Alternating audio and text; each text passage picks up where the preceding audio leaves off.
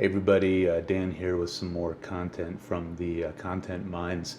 I'd come across an interesting topic in artificial intelligence and machine learning really a few months ago, but it was a bit outside of my wheelhouse. So I kind of just digested it and didn't do too much thinking about it. But I'm sure you guys have been aware, if you're involved in the space at all, or you're a music fan at all. There was a big controversy here on YouTube and elsewhere around Drake getting, let's say, a series of AI homages from a a fake Drake single to I think now there's a full album of these songs, and this became pretty controversial.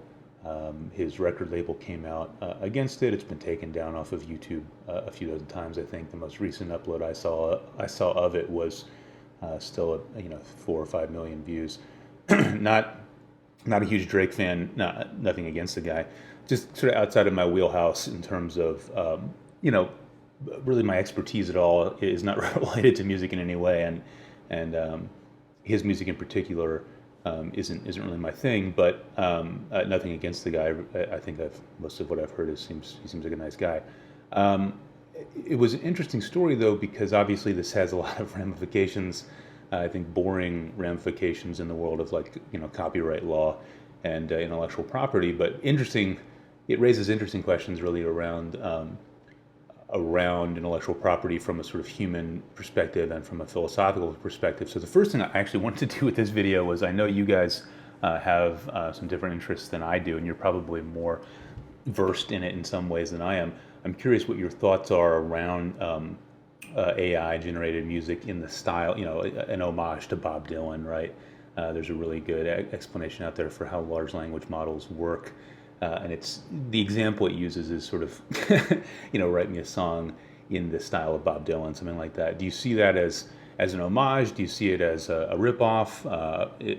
Should it fall under sort of ideas around how we think about parody and that kind of stuff? Obviously, you can. There are some great creators on YouTube. I'll link one in the comments who I like a lot. Who does, he does a lot of. Here's how you write a song like The Police or like The Cure, or like Joy Division, and here's how they would use their bass lines, and here's their guitar distortion, and here's the kind of lyrics that they write, and then he, in a few minutes, because he's a talented guy, he can put together it's not a Cure song, but it sounds like a Cure song, and obviously he's allowed to do that, right? So, if he's allowed to do that, why isn't artificial intelligence? So I'm curious for your thoughts about that in the comments, but really, I wasn't going to make a video on this topic, again, because it was outside of my expertise and really my interests in a lot of ways, until in the last few weeks, some really brilliant researchers at Microsoft Research came out with a new large language model called Orca, and the paper is called Orca: Progressive Learning from Complex Explanation Traces of GPT-4. I believe Mukherjee is the lead author on this. And again, there's been a lot of really good research in large language modeling out of Microsoft Research. This is really one of the preeminent places that stuff is done. So I was interested in it's gotten a lot of traction, on the explainable AI YouTube community as well, because it's a really interesting paper and really brilliant idea, and I think will be an important paper in AI research going forward. But what I found to be interesting about it was really what they're doing with Orca, with this Orca model, is they're using traces of information that's produced, answers that are produced by baseline models like GPT-4, and they're using this to create a smaller model off of these explanation traces, and sort of you could say sort of the step-by-step explanations that the GPT-4 model produces to explain why it recommended something, and they're feeding that into this Orca model as its own data pair, basically the query and the response, and using that sort of hey, explain like I'm five, or explain like, explain in detail, think step by step, right? When the GPT-4 model produces that information and gives you that additional detail, that's what they're using to train Orca. And what they found was, despite their model having like an order of magnitude fewer parameters, or really nodes, weights, and biases within the neural network that they've trained, it's much smaller and lighter weight than a GPT-4, and it's obviously open, right? It's something they trained inductively from the answers from this other model, which is at the moment not an open source model. They found that this process, and I'm obviously not explaining this in all its detail, it's really a beautiful idea and a beautifully executed paper, and they evaluate it in a bunch of different ways. They evaluate it based on human testing. They evaluate it based on some of the gold standard sort of honesty evaluation frameworks that are used in deep learning. They evaluate it against other open models like Llama. They evaluate it against GPT 3.5 and GPT-4. In the process of doing all this testing, they find that this Orca model, is really it's competitive with ChatGPT or maybe GPT 3.5 in most ways. It beats those models in some ways. It loses to them in other ways. But it's broadly speaking, I mean, I'll speak for them. I don't know that they say this directly, but looking at the metrics that they come up with, this is a very competitive model with GPT 3.5. And it's not fully at the level of GPT-4, but this is a small team of people at Microsoft. This is something they did in a few months, basically, as far as I can tell. And really nobody expected this model to come about or be this good. And it really, I think, exceeded their expectations for how good it could be. It's really at this point, arguably the best open source large language model that you can generate, a large language model that you can use. For sort of question and answer kind of query sessions. So why does this matter? Like, why am I talking about this? And I was talking about Drake. What are you talking about, right? And what I find really interesting about this Orca paper is it's really it's a very ironic outcome, right? Because we're seeing in the world of art and music, there's this reaction formation, right? To these models are sort of taking away the human generative enterprise from humans, and they're able to really, write an album of Bob Dylan songs pretty convincingly, right? They're able to mimic and permute the idea of Bob Dylan as a creative actor, and make novel information in that style. And this is obviously creating huge shockwaves through the world of music, and there's a huge formation of resistance to this. You can see this in the Writers Guild strike, and this is another video, right? Whether that's right or wrong, whether I think that's concerning or not. I mean, I do think it's concerning, obviously, for for all of human labor, because this stuff kind of can replace a lot of it, right? So, is that good or bad? Does that create a world, a Star Trek: The Next Generation world where we have, because we have a surplus of everything, we kind of move beyond our petty limitations and all of that, and move into a utopian future? Or does it, like a lot of things in human history, a new technology just it exacerbates the difference between the haves and the have-nots, and creates further disparities in wealth and power? I think that still very much remains to be seen, and I don't think anybody knows the answer to those questions.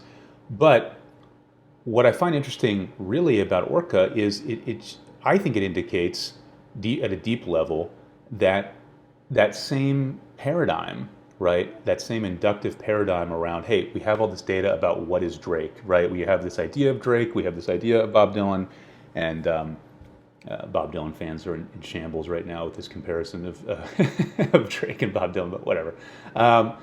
We have these oeuvres, right? We have these collections, these corpora of lyrics, and we have these collections of notes and melodies, and we can mimic them and permute on them and change them as we want to create more information like that. Orca demonstrates that the same process will apply to large language modeling in general, right? Part of the value of ChatGPT or GPT-4 is that it produces an answer, and part of the value is that it produces a rationale for the answer. Even Bing Chat's relatively primitive model that's free to use operates on some of these same ideas, right? you need to be able to understand why an answer was given. I think this is especially important because we know obviously that generative models, large language models, don't always give the right answer. So that process, and just like humans don't, right? That's part of why teachers ask you to show your work, right? Because understanding is a process, and it's not just about getting the right answer. And what we're seeing here with Orca is because of this explanation tuning, where you can take the responses from a GPT-4 and use those as basically signals to learn from. You can use GPT-4 as a teacher for a different model like Orca that can be made by anybody, right? It can be an open source, essentially llama-based large language model that really starts to, in the same way that deep net mimicry or homages to Drake kind of start to undermine the moat, right? The durable, distinct brand advantage, or whatever you want to call it, that Drake has, or that that Bob Dylan has. Excuse me. I mean, we can put aside for a minute the weirdness and the neoliberal weirdness of like a person as a brand, and just use that paradigm for a moment. The same way that we're starting, and we're starting to lose the distinctiveness of Drake or Bob Dylan, and that's what's concerning people in that world. We will also begin to lose the distinctiveness of GPT-4, right? There's not really a way, because you need to be able to provide those explanations, and that in and of itself is training data, potential training data, as we see in this explanation tuning process that the Microsoft research team uses. The outputs of that model are still data, right? And that data can be scraped and collected and used, just like anything else. It'll be really interesting to see, does OpenAI come out and say, hey, this is a prohibited use of, you're not allowed to scrape these answers, right? And we start to get into this like meta irony situation where like people are using deep nets to do this kind of sampling and mimicry of artists, and the artists are mad at those companies that are running that, but then other AI researchers are using those same kind of companies' models to do essentially the same thing to them, right? And reuse their data at scale to train subsidiary models that are just or nearly as effective as the original baseline model, but could be open sourced, right? The training time on Orca was pretty modest. I see in the author's notes that they plan on making it open sourced as soon as they run it through their legal team. So this is all to say, in the same way that in the art world, we're pretty concerned about how sustainable is a record label business. How sustainable are Drake's profits on his own, right? When you have a YouTube video with millions of views of a Drake song that is more popular. A lot of these comments are saying, hey, this song is better than the songs that he came up with on his last album. Obviously, if you're Drake, you're very concerned about that. At the same time, ironically, now you have inductive subsidiary models based on frameworks like explanation tuning that will be able to do that same kind of inductive, extractive mimicry and homage to a model like GPT-4, right? And this is where I really wonder, as we've talked about on this channel before, what is the moat here, right? The open source stuff is so strong and it's so innovative in the ways that you can train subsidiary models and third-party models. Again, I think Orca is another excellent example of how I'm just not sure this is a technology that will, in and of itself, provide a business use case, right? I think the people who will make successful business products off of deep nets, there's something else. They're bringing something else to the table, right? They have the customer base, or they have the infrastructure. They have the ability to deliver these things reliably. They have maybe better privacy protocols for users. The way they incorporate user feedback might be better, right? But it's not going to be just, we have GPT-5 and it's better than 4.5, right? That's not really going to be something that draws in, I think, billions and billions of dollars of revenue. I think similar to the way the internet kind of started to play out in the late 90s, the people you thought were going to make money off of it maybe didn't so much. And so I don't know what the answer is on that front yet, what the successful business model is that comes out of this. But I think what we will continue to see is that the ability of the industry and the open source to kind of in this symbiotic relationship, right, go back and forth, will really continue to make establishing a moat, a durable brand advantage for a generative large language model to be that will be quite difficult in practice. So anyway, I appreciate you guys tuning in. I appreciate your answers in advance to the question I asked earlier, and as always, always appreciate the questions in general and you tuning in. Appreciate it.